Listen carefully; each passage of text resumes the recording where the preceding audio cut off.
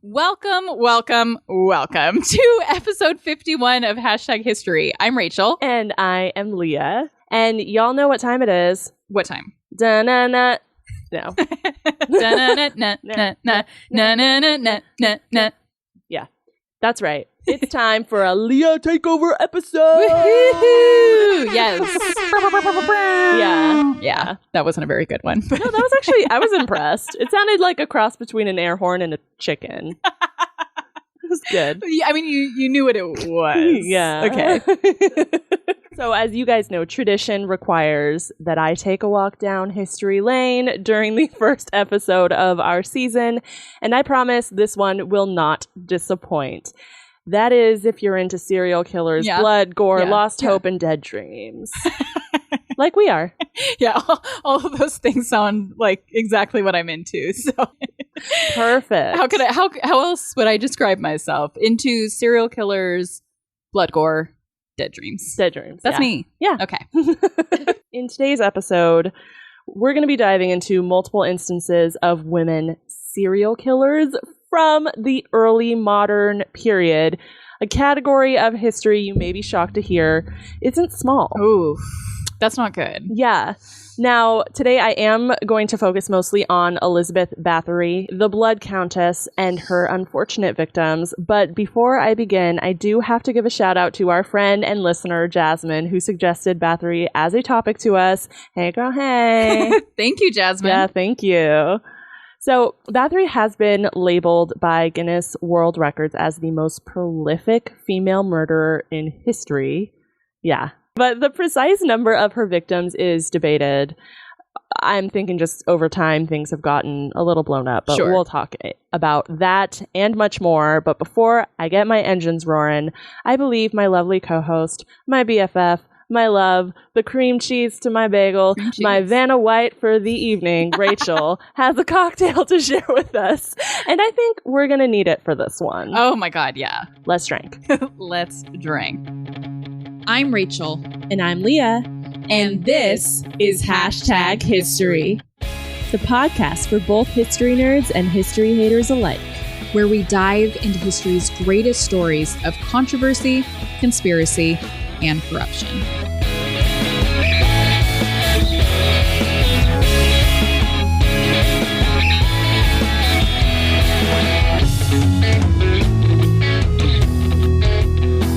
Yeah, so like I already shared, I don't know anything about Elizabeth Bathory other than I know her, what moniker?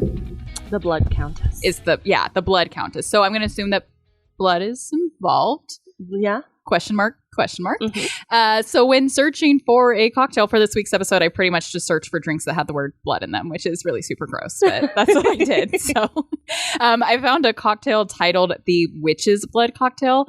In addition to it feeling really on brand with this week's topic, I also chose it specifically for this week because with it being one of your takeover episodes, Leah, I thought it only right to choose a cocktail that has 3 of your favorite things in it. Whiskey, right? That's your favorite? Yes. Liquor. Okay. Pomegranates, I'm assuming, are your favorite because you make like 85 pounds of pomegranate jelly every year. Every year. Yeah. So either you love it or hate it. And then I know you love ginger beer. Yes. Yeah. Yes. So that's essentially what this cocktail is. The ingredients for the Witch's Blood Cocktail: 1.5 ounces of whiskey, an ounce of blood orange liqueur. We use just plain old orange liqueur because if you've never listened to our podcast before, welcome. We don't put together expensive cocktails. No. And blood orange liqueur was $35 at Total Wine. Yeah. And like, come on, we're going to put a shot or like 1 ounce in both of our drinks. And then we're going to have this liqueur for the next 5 years. Yeah. So I instead just bought regular orange liqueur, which was still $15 and hurt me very much. Thank you. An ounce of Leah's homemade pomegranate juice, and then half an ounce of lemon juice topped off with ginger beer. Mm-hmm. Cheers. And it does look like blood. It does. It's that like red, deep red color. Color. Do you like it a lot? I do. Okay. I couldn't tell what her face was. It's the whiskey, huh? We haven't had whiskey in a very long time. I love whiskey. I know. You would just drink it straight. Yeah. I mean, I have. I really like it because we haven't had whiskey, and so it really feels like so long. I was really concerned that the pomegranate would like clash with the whiskey, and maybe there's a little bit of that. That's what I would sense. That's why I thought you were making that face initially, is that it's good, but you feel a clash in your mouth. Yeah. But I can get over it. Yes. It's kind of like, it's basically a Kentucky Mule with pomegranate juice. Yeah. And orange liqueur. Mm-hmm. Yeah. Rating? Oof. 9. Yeah. Starting off season 6. So strong. So strong. Oh my gosh. Is this any sign for the rest of the season? It either means it's going to be really good. Or it's all downhill. It's all downhill. This kind of tastes like an icy to me. A red icy. Oh. Like if you slushified it? Mm-hmm. Maybe we should. Slushified it. I was just thinking of, not that I ever do, but next time I go to AM PM to get a slushie, which literally I never do, but I'm going to only fill it up like halfway and fill the rest with whiskey. Was that? No. Okay. I was like, didn't we like get slushies and then put vodka in them? No, it was pink lemonade with vodka. That's right. During one of our Jack in the Box. Yes. Adventures. Yes. Yeah. Okay. All right. Yum. Thank you. Really good job. Thanks. I get to do it once a season. So, and my last one wasn't fantastic. What was it? For Catherine the Great. I mixed her like German heritage with her. Oh no! But remember, it was surprisingly good. It was the Jaeger. I just burped. I don't remember thinking it was good. I remember thinking we're gonna have to go back because I feel like we were both like shocked. Yes, shocked is different than good though. It's because it's saying like it's good for what I expected. Okay. Right. Yeah. That's different than like this is genuinely good. Yeah. See? Okay. All right. Anyway. Okay. So are we ready to dive into the weirdly specific facet of European history? So ready. Okay. Cool. Because we're doing it. Okay. Our first femme fatale for the evening, as I mentioned before, is the Countess Elizabeth Bathory de Exed of Hungary. Yeah. She was born August 7th in 1560. To give you a little idea of the vibes of Hungary at the time, Elizabeth was niece to the Voivode of Transylvania. So, like, think Dracula. That's what I was thinking. Yeah, if you need to picture something, that's what I would picture. Okay. She was the daughter of a baron of Royal Hungary. She had another uncle that was actually king of Poland. Very incestuous here. She grew up in Exed Castle, which I've included a picture of here for Miss Rachel to describe. Okay, I am describing a picture, which I always feel very put on the spot when I do this. Huge. Yeah. Huge. Mm-hmm. Several different buildings. There's obviously like a main building, a bridge area. There's several buildings that are all connected by a bridge. Mm-hmm. It's very large, lots of towers, looks like a medieval castle. Yeah, so she lived a very lavish lifestyle. Yeah. As you can see in that was just the house she grew up in. But her family had others. Her uncle ruled a country. Like, she lived super lavishly, especially for the time period. And she's going to be a killer. Yeah, get ready. Now, rumor has it that as a chitlin, Bathory suffered multiple seizures that may have been caused by epilepsy, possibly stemming from the inbreeding of her parents. You heard that right. Her parents were like first cousins, which I know was not unusual at the time, especially in noble families who wanted to keep the bloodlines pure or whatever. But just, let's just get that out of the way. Let's just put that out there. Ew. Interestingly, in the 1500s, symptoms relating to what we know now as epilepsy were diagnosed as falling sickness, and treatments included rubbing the blood of a non-epileptic person on the lips of an epileptic person, or even grosser, giving the epileptic a mix of non-epileptic's blood and a piece of their skull as their episode ended. What? Yeah, that's literally what I wrote. What? People were just cutting out chunks of their skulls. I don't understand fully. I'm actually trying to totally visualize that. I don't know if it was like a dead person's chunk of skull. I don't understand her now. Okay. Wow. We're just getting right into it right off the bat. Okay. Yeah. Also, I'd like you to just say epileptic 5 times fast. I'm going to try. Epileptic, epileptic, epileptic, epileptic, epileptic. Not bad. Yeah, I had to say the last one slower on purpose. That wasn't just for emphasis. I physically had to. So this has led to speculation that Bathory's killings during her later life were part of her efforts to cure the illness that she had been suffering from since childhood. However, there is no hard evidence supporting that. Or even just being exposed to such cruel medical practices. Yeah. Maybe she normalized things like that. I don't know. I mean, I would imagine living in a medieval times, medieval world, like it's all normalized. It's all normalized. Yeah.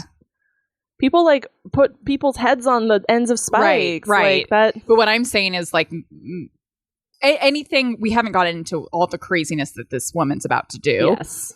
And I can tell by the look on your face, it's a lot. Yes. And my stomach may feel sick later. Yeah. But these things that we consider as like cruel, inhumane, crazy now were normal then. Mm-hmm. So maybe these things weren't entirely outrageous to her. Yeah. Especially because it was since she was a kid that it was happening. So there isn't a ton more information I could find on her childhood, and I'm using air quotes because the next fact I'm about to throw at you is very much still in what we would consider her childhood. Okay. Elizabeth was engaged at 10. Oh. To Ferenc Nadasdy, son of a lower-class baron. And again, I know this was commonplace at the time, but I cannot imagine being engaged at 10. It took me like how many years to get engaged? Wink, wink, cough, cough.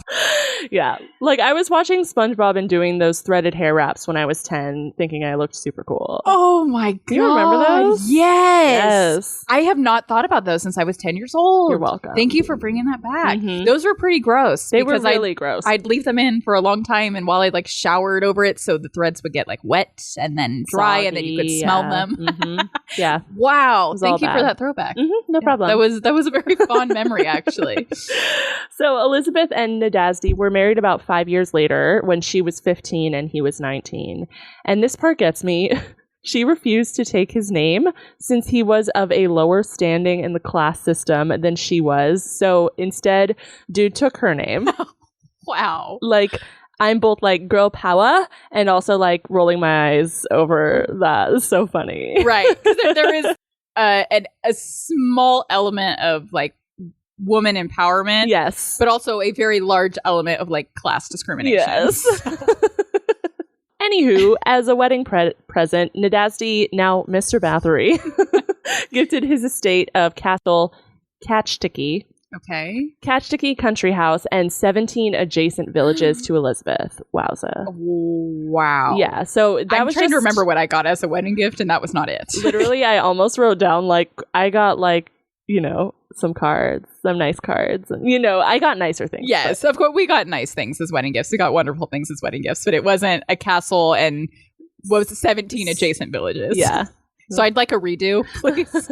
So tell us what Catchticky looks like. Sure. So it looks like a castle on a hill. Mm-hmm. Beautiful, medieval, sort of the things that you would see in like a horror movie. Isolated. Very isolated. It's the only thing in this picture, and it's very high up on a hill. Appears to be the only thing on that hill. Imagine, instead of it looking like pretty blue skies, gray skies, lightning bolts striking down behind it, like clouds. Terrifying then. Yeah. So everything I said about it maybe looking beautiful, I actually meant to say terrifying. But yeah, it's very isolated. Yes. For sure. Pretty quickly, Nadasdy became chief commander of the Hungarian troops and was off fighting wars and stuff against those pesky Ottomans, leaving Elizabeth to her own devices. During this time, she kept up the estate and defended it anytime the Ottomans threatened it and her people in those 17 villages. Mm-hmm. And she was actually known to have aided in multiple instances women who were left destitute or ruined by the war. Oh, okay. So she was actually doing okay. Mm-hmm. She had her first daughter, Anna, in 1585, followed by a son, Ursula. Mm-hmm. In 1590, daughter Katharina in 1594, and son, Andreas, in 1596. Her husband died in 1604 at the age of 48. Not bad for medieval times. Yeah, long life. Yeah, and and once again, left Elizabeth to her own devices. Washington cannot be left to his own devices. Or something like that, right? Oh my god. All of the Hamilton references. Now, before we move on, I did just want us to describe a late 16th century copy of the now lost portrait of Elizabeth, originally painted in 1585 when she was 25, just so we can get a visual of this lady before we go into kind of some other stuff. Standard. Mm-hmm. White. Mm-hmm. Long nose. Pretty. Let me start by saying, like, she looks pretty. Yeah. She looks average. Mm-hmm. Average pretty. Yeah. I see, like, a long nose, very large, ovally eyes. She has the whole ruffle collar, big headdress thing going on. Mm-hmm. Very large jewelry on, too. She has a very large necklace kind of showing off. Yeah. Anything else that I'm missing? No, that's pretty much it. I just also needed to comment that there's something about, like, medieval style portraits that creep me out. Yeah. Like, they didn't know how to do the eyes right or something. Yes. It's not realistic. Yeah, and so it lends itself to me thinking creepy. You know what Uncanny Valley is? Oh, I've heard that. What is that? It's where something is almost realistic, but not realistic enough, and so it creeps you out. Yeah. Like, humans are, like, people were kind of creeped out by the Polar Express, right? Because it was, like, so human, but it wasn't. Yeah. And so it made people feel weird. That's kind of, maybe, like, almost, I get that sense from medieval pictures too, is there's something not human here. Yeah. So that was the last normal thing about her life that we're going to talk about. Oh, right. So here's when the gross stuff allegedly occurred. Okay. After Nadasdy's death in 1604, rumors of Bathory's cruelty began to surface. Though it should be noted that some rumors actually say Nadasdy was also involved in the carnage before he died.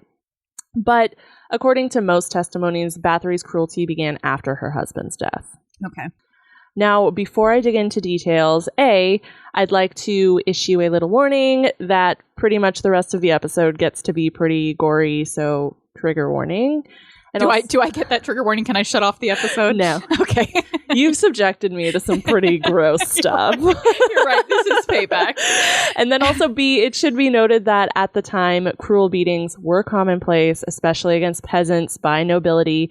But the Countess rose above the commonplace. She developed a taste for something far more sinister than your average peasant beating noblewoman. Just had to put that out there. Okay. Well, hello there. Do you wish your high school history course had more drinking, more swearing, and more ladies? Well, do we have the show for you? Her Story on the Rocks is a long-form podcast talking about good women, bad women, fictional women, and non-fictional women from all times and places. Basically, each week we pair two women who we research with a themed signature cocktail. You won't be sorry you listened to our latest episode. Available everywhere you listen to podcasts. Cheers! So Bathory's first victims were allegedly lower-class girls aged 10 to 14 years old, lured to the castle by the promise of employment. Oh. Yeah. The atrocities described most consistently include, get ready, severe beatings with lashes, knives, irons, and cudgels, which I had to look up and are basically just clubs. Oh. Burning or mutilation of hands.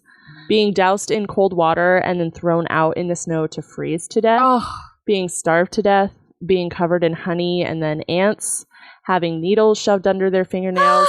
And then having said fingers chopped off if they tried to remove the needles. Oh my god. And clearly this is all just for her own enjoyment, right? Oh. Yeah. We'll get to like the reasonings behind it.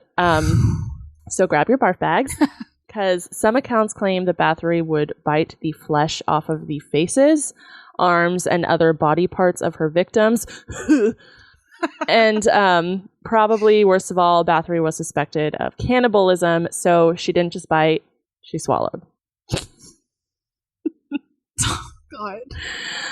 Oh my god. Yeah, it's pretty gross. So after years of terrorizing the lower class of her region, she was said to have begun killing the daughters of the lower gentry, who were sent to her estate by their parents to learn courtly etiquette. Because remember, she is like upper class, right? She had a high rank, she had all this land, all this power. Yeah, and she obviously is someone that they would consider someone they'd send their daughters to learn about. It was an opportunity, right? Yeah.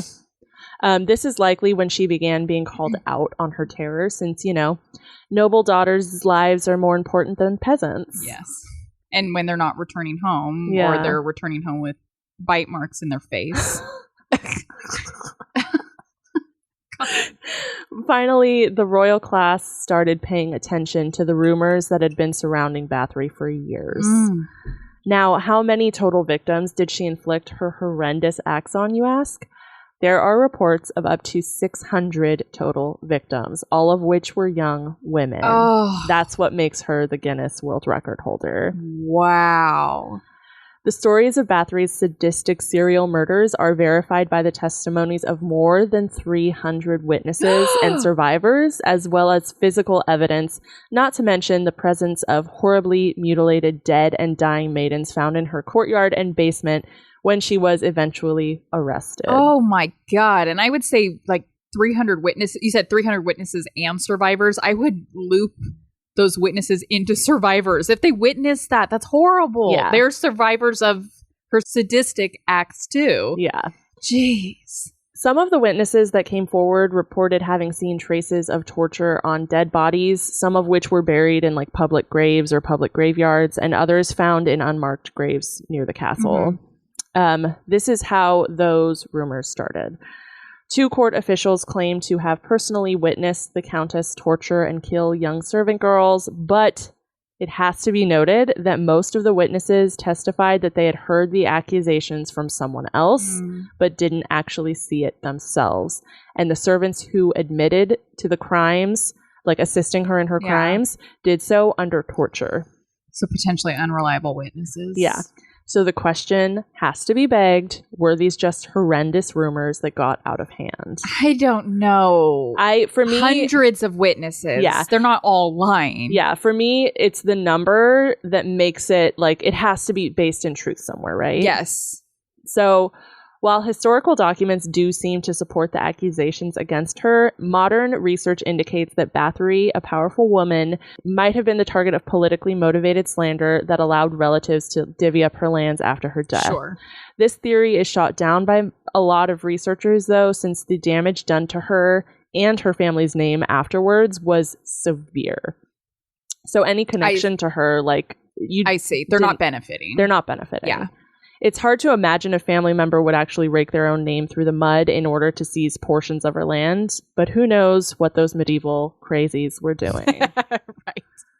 Different time. Different time. So again, I tend to believe the truth has got to be somewhere in the middle. Right. Agreed. Regardless, on December 30th, 1609, Elizabeth Bathory and her servants were arrested. The servants accused of aiding her in torture and murder were put on trial a couple years later, and 3 were executed when they confessed to helping her under torture. Bathory, though never tried, was imprisoned in Castle Ketchtiki and reportedly kept in a bricked-in room where she died in 1614 at the age of 54. That must suck to be imprisoned in a castle. Sorry. Oh my gosh. So the final question that has to be asked before we move on is why? Yes. Why the heck did she do it? Was it just for enjoyment and entertainment? Yeah. We already talked about one theory, which is that she was using the blood of her victims to cure her epilepsy, but that is pretty unsubstantiated claims, and it doesn't take into account the brutal torture and beatings of her victims. Like, she didn't just, like, slit their throat and take their blood. Like, she was torturing them. Yes. Some scholars believe she was possibly a sexual sadist in addition to a psychopath, since very often there was a sexual element to the punishments she inflicted, like genital mutilation. Yeah. Well, I think that's generally what they say about serial killers, right? Is they're getting some kind of sexual gratification out of killing. In the years that followed her death, Bathory's legend grew, and new stories about her, including that she was a vampire who liked to bathe in the blood of virgins to maintain her youthful appearance, began to spread even further than the original rumors. I'm interested to know if that works. Yes. in the market for new anti-aging cream. Now, pop culture has latched onto this mythologized version of Bathory's true story of depravity and has inspired a number of stories, films, and books, including possibly Bram Stoker's Dracula. So many, in fact, that the legends and myths surrounding the Blood Countess have begun to obscure the truth. What are your thoughts? Pretty much exactly what you said. The truth lies somewhere in the middle. I think she 100% killed tortured and killed hundreds of young women. Yeah. Where it starts to extend to like bathing in their blood and all that. I mean, that's a lot of speculation, and that is what happens throughout history. Is like one story grows and grows and grows. Rumors grow and grow and grow. Yeah. To become more outlandish, and that's why her story has lasted for so long. Yeah, I agree. I think it's somewhere in the middle. I do think she probably beat and in some ways tortured her people, and then maybe some of them died from that. Maybe a lot of them died from that, and then it just kind of grew from there. Oh, God. Well, I had never heard of her before, and now I know everything about her. Thank you. I mean, not everything. There's a lot more. But I will not be... You will not be... I will not be learning more. Yeah. Okay. You got enough. You got your... Okay. Thanks for my synopsis. That is all I needed. No problem. So now that the main story is done, I did just want to compare and contrast a couple other instances of female serial killers of the early modern era, which is like between medieval times and like Victorian era. Because there are enough to compare her to. Oh, yeah. And these are just a handful of a large amount. God. So interesting. The first is Daria Saltykova, or Saltykov, a Russian noblewoman who tortured and murdered over 100 of her serfs in the mid-1700s, the majority of which were also women and girls. What is that about? I don't know. Oh my God. So, daughter of Russian nobles and married into the famous Saltykov family, who we mentioned in the Catherine the Great episode last season, she was widowed in 1755 and inherited a massive estate with over 600 serfs. Oh. Rumor has it that Saltykov was a scorned woman, having been jilted by a lover who took out her rage on the peasant women. That was my first thought when you were saying, like, what is that about? These women, like, taking out all this vengeance on young girls. Is it a jealousy thing? It's a control thing. Yeah. So she would beat, whip, and torture her victims, often breaking bones. In some instances, she must have learned from Bathory because she would throw women outside naked in the snow, then pour boiling hot water on their bodies. Oh my God. Yeah. Saltykov only killed 3 male serfs. Okay, only 3. The rest, only 3. Only killed 3 men. Okay, got it. The rest were women, and to her, the younger the better. Oh my God. Yeah. Much like Bathory, her noble status allowed her to get away with her misdeeds for a long time. 7 years to be exact, until she was finally arrested for 38 counts of murder in 1762 and found guilty and sentenced in 1768. Russia had just abolished the death penalty under Catherine about a decade earlier, so her punishment, public beating, and then life imprisonment. There was a couple other things involved in the public beating, but yeah, she like got taken to like a town square and like beat, like it was literally like a scene from Game of Thrones. Oh wow. And then eventually she did die in 1801. According to historians today, it was clear Saltykov suffered from mental illness, which became more and more obvious during her final years while imprisoned. Yes. I wonder, is there an element not excusing any of these women, but obviously like we have 2 women now that had either like physical or mental ailments that were not recognized and diagnosed. Yeah, I mean that was, you were a witch, you were a witch if you had anything like that. Wow. Next up is the infamous Catalina de la Rios y Lisperguer, aka La Quintrala. Okay. Born in 1604, Lisperguer. That's beautiful. That's a really beautiful name. Yeah, Lisperguer was a Chilean aristocrat and landowner who carried out roughly 40 murders. So we're going down every time, right? Yeah, 40. That's nothing. Not impressed. Similar to... I'm kidding. Similar to Saltykov, Lisperguer had a violent temper and took it out on her subordinates, most of which were indigenous workers. Oh. She began her killing spree when she was just 18 years old, allegedly poisoning her father. Her own dad. Yeah. And she was alleged to have followed this up by murdering lovers and priests, and like Bathory, used her wealth and privilege to avoid justice for years. Sure. She later began violently attacking her slaves, killing many in the process, and supposedly killed even more lovers by stabbing them to death. How many lovers does someone have? I mean, No judgment, but I guess I wouldn't have very many people to kill. I mean, we know it's under 40, right? Because 40 was her total number. 40 is still a lot in comparison to my love life, is all I'm saying. In 1660, the magnitude of complaints and allegations against her reached a pinnacle, and an investigation into her crimes was launched.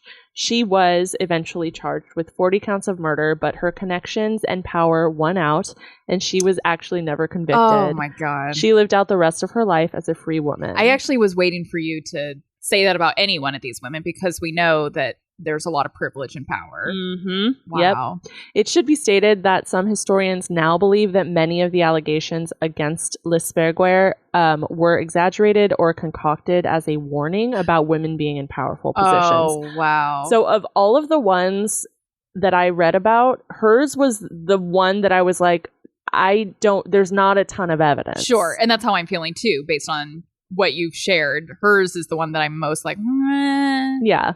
Like, is it just they were like, here's a woman in power. We need to bring her down somehow. Yeah. Okay. Our final example of an early modern female serial killer is Giulia Tofana. And I'm going to have to say serial killer with air quotes because it isn't quite the right term for this gal, and perhaps you'll see why. It should also be said that almost all of the stories I'm about to throw at you about her are unsubstantiated, other than her specific dates like birth and death and whatnot. Okay. Tofana was born in 1620 in Palermo, Italy, and was described as a beautiful, beautiful woman. It is theorized that she may actually be the daughter of Tofania d'Adamo, who was executed in Palermo in 1633, accused of having murdered her husband, Francis. Okay, so obviously her daughter will also be a murderer too. Yeah. That's how it works. Runs in the family. Yeah. Tofana spent a lot of time with apothecaries and was present when they made their potions, learning from them, and eventually she developed her own poison, now known as aqua tofana. Her poison has had its own, like, it was apparently really good poison. Like, it was like really good. I didn't know that was a thing. Yeah. Okay. So she was known to have sold her poison. I see. No, she was known to have sold it. Oh, okay, yeah. so I see why it has a name. Yes. Okay. Yeah. Okay. So she was known to have sold her poison to women who wanted to escape abusive husbands. There's a market there. Yeah. And eventually was making enough money off of this venture that she was able to move her business to Naples and Rome. So she was like making money off of selling poison. I'm assuming on the black market? I mean, it was it was 1600. So they could do whatever? Like, she just probably, selling on her Instagram. Yeah. Poison to kill your abusive husband. She might have put a sign up in her own home that said like, poison, get rid of him. Come hither. Come hither. Oh, jeez. Yeah. So Tofana was apparently sympathetic to the low status of women, and most often sold her poison to women trapped in unhealthy and dangerous marriages. Mm-hmm. She became known as a friend to the troubled wife and received many referrals. Okay, so she would, in addition to supplying them with poison, would give them like a brief counseling session. Yeah, absolutely. Got it. I'm sure. Tofana's business was eventually revealed to the papal authorities in Rome by a customer. However, she was so popular that the locals protected her from apprehension. She escaped to a church where she was granted sanctuary. When a rapid rumor claiming that she had poisoned the public water tore through Rome, the police forced their way into the church and dragged her in for questioning. Okay. Under torture, she confessed to killing 600 men with her poisons in Rome alone between 1633 and 1651, and was eventually executed in 1659 alongside her daughter, who also took up in the poison selling trade. God. So she actually is the most prolific of them. The reason I think she's not considered, or I don't consider her a serial killer or murderer, is she wasn't the one actually doing administering it. the poison. Yeah. But obviously an accomplice. Yeah. I wanted to point out again that Tofana is one of the few instances I was able to find of female serial killers of this time that was not a member of nobility and did not have the wealth, power, and connections that the other three did. Yeah, and if I'm going to choose the most likable one, she was like trying to help women in need. Yeah. That's where I'm going with this. Yeah. Okay, it should be said that these are just a few of the many female serial killers of the 16th through 18th centuries. Wow. If you're interested in looking up more because you are sick like us, look into Elizabeth Branch, Elizabeth Brownrigg, and Delphine LaLaurie, among others. Apparently Elizabeths are really... Yeah, I'm seeing that. Watch out, Lizzie's. Yeah. Lizzie Borden. Oh my God. Serial killer. It's a thing. Now, before I conclude this whole thing, I want to open it up for discussion, Rachel. Why do you think it is that female serial killers hold such a fascination in our society? Well, I think actually I just mentioned her right there, Lizzie Borden. You remember we covered her, I think, season 2. Yeah. She clearly killed her parents, right? Yeah. I mean, that's not disputed, but she was acquitted of their murder by a jury of 12 white Christian men who simply could not believe that women have the capacity to kill. I'm so glad you said that. Is that what you were hoping I was going to say? Right. So I think that's the fascination. But you know what is interesting is the evolution that women have had, because from the beginning of humanity, like the fall in the Garden of Eden, right? Like Adam and Eve is to blame for why we have suffering on earth and everything, right? And we've covered the Salem witch trials, and I think that same theme carried on, that women are more, I don't know, it's more susceptible to be persuaded and to crimes, and it's just in our nature to be weak and easily manipulated, right? But then we do see this other wave of women are instantly at fault, always, the Salem witch trials thing. And then we see Lizzie Borden, that there's no way that a woman could have committed a murder like that. And we see that with Jane Stanford. Remember, she was poisoned and killed. I think that's another element of why female serial killers are so fascinating, is because even in the Jane Stanford episode, we talked about how women are never the ones to commit a violent crime. If they're going to kill someone, it's by poison or something, right? And that's why it's so fascinating, because I think we're just geared to not believe that women can do these things. And if they do, it's in very non-violent manners. Yeah. So that's exactly right. That's pretty much what I was saying, is I think the fact that female murderers and serial killers exist goes directly against the stereotype of female submission, docility, passiveness that Western society has placed on women. Totally. Which I suspect is often also the reason behind their atrocities. Yeah. Rebelling against the system and taking back power. Yep. But in very, very, very bad ways. Very bad ways. Would not recommend. Highly do not recommend. Do not recommend.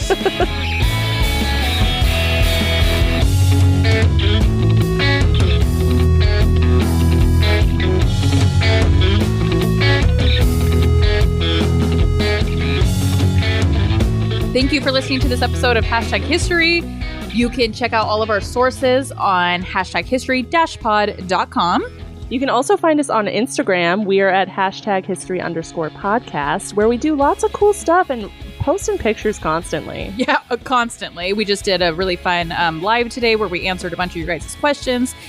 So always check us out on Instagram. And then you can also please leave us a rate and review on Apple Podcasts. And that's it. We'll see you guys next week. Yes, thanks. Bye. Bye. We got it. We got this. We're fine. You just chug your drink. Good. Are those the vocals you're using for your voiceovers? Yeah. Welcome. Record. There is no hard evidence. To give you a... Okay, that wasn't a full sentence. Interestingly, in the 1500s, stop. I'm nervous for myself because, you already feel it? A tiny bit. Yeah. We have such a long ways to go. I know. Okay. Catch sticky. So pretty quickly, oh my god, these names. the f*** was that? That was breaking news. Oh my god. Anyway, that may happen again. Sorry, Okay, so don't be I'm prepared. scared.